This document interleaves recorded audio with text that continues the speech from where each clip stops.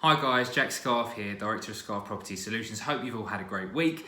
Always write a blog on a Sunday evening, and within that blog I'm going to send a link to this YouTube video because a lot of my clients actually prefer the audio content than reading the article itself. So here we go.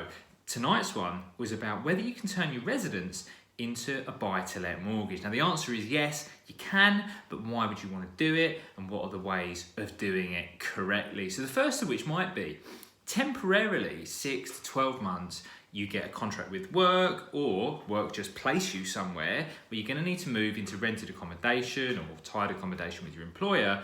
But the long and short of it is you're not going to be living in your residence at that time.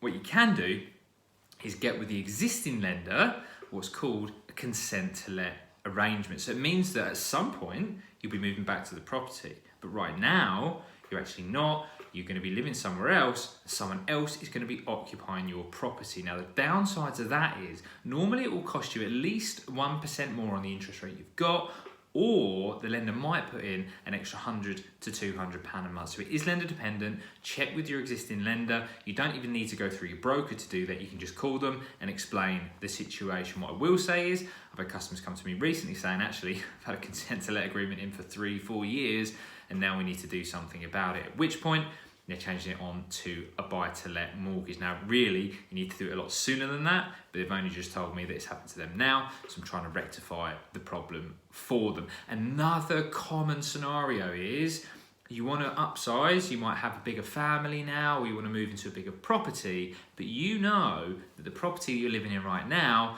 is a really good investment opportunity. So you might be expecting capital appreciation, you might be expecting a really good rental income as well. So in those scenarios, you don't actually want to sell that property, you want to turn it into a buy-to-let.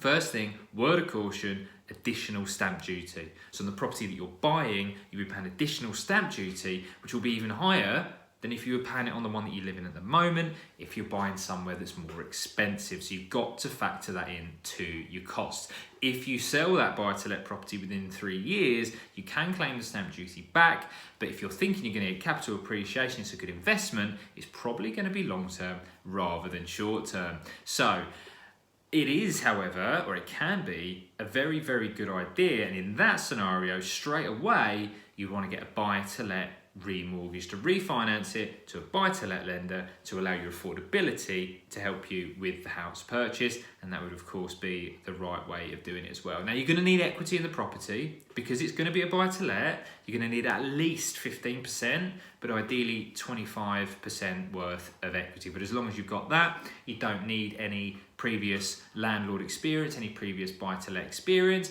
And even if you're not moving into your onward purchase on the same day, you can still potentially get the funds sent into your account, so when you're ready to move, then you can. So if you need to move into rented temporarily to complete a chain, you want to move back in with parents potentially to help save up for, say, 6 to 12 months, you can have the money sitting there for when you find that right property to move. So I hope that points out a little bit about how you can turn your current residence into a buy-to-let. Of course, feel free to subscribe so you get more of these videos, and if there's anything else I can help with, any other value I can add, drop it in the comments below and I'll be sure to post some content soon. Have a great week. Take care.